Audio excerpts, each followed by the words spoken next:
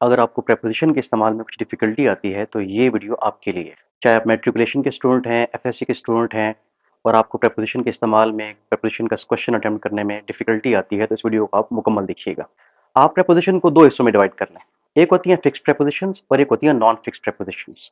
Fixed preposition का मतलब ये होगा कि एक लफ्ज़ के साथ एक ही प्रेपोज़िशन आ सकती है।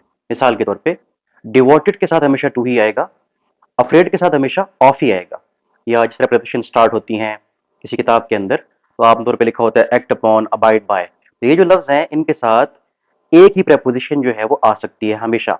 यानी अफ्रेड के साथ हमेशा afraid of, devoted to.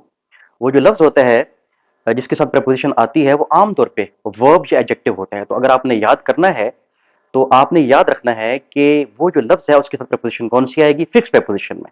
Non fixed preposition का मतलब ये होगा कि एक लफ्ज़ के साथ बहुत सारी प्रेपोज़िशन आ सकती हैं। मिसाल के तौर पे ये लब वर्ड है लुक हमारे पास, तो लुक आफ्टर भी आता है, लुक डाउन अपॉन भी आता है, लुक इनटू भी आता है, लुक फॉर भी आता है। ये सारी की सारी आपके सामने जो है वो आ रही है उसकी पॉसिबिलिटीज़ और उनका मानी भी आपके सामने लिखा हुआ आ रहा है।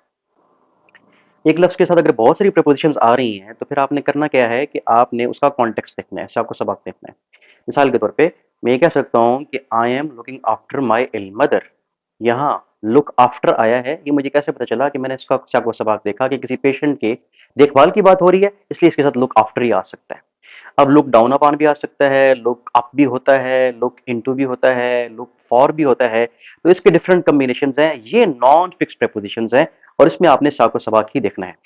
एक तीसरी कैटेगरी भी होती है कि कुछ लफ्ज़ ऐसे होते हैं, ऐसे वर्ब्स होते हैं, ऐसे एडजेक्टिव होते हैं कि जिनके साथ प्रीपोज़िशन नहीं आती, कोई भी प्रीपोज़िशन इसके अंदर नहीं आती। मिसाल के तौर पे मैरी लफ्ज़ शादी करना जिसका मतलब होता है, इसके साथ प्रीपोज़िशन आमतौर पे विद लगा दी जाती है, नहीं, इसके साथ प्रीपोज़िशन होती ही नहीं है। मिसाल के तौर पे ही मैरिड हर, तो ही मैरिड हर जो है यही होगा, इसके साथ प्रीपोज़िशन आ ही नहीं सकती।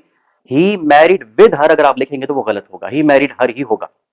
वापस आते हैं फिक्स्ड प्रीपोज़िशन की तरफ, तो फिक्स्ड प्रीपोज़िशन भी याद करने का तरीकाकार ये है कि आप उस लफ्ज़ को याद करेंगे, इसके साथ ये प्रीपोज़िशन आ सकती है और दूसरा आपने ये उस लफ्ज़ का मानी भी याद करना है। अगर आपको मानी क्लियर होगा तो फिर उसके बाद प्रीपोज़िशन आम तौर पे जो है वो ठीक चूज़ करना आसान हो जाता है हमारे लिए।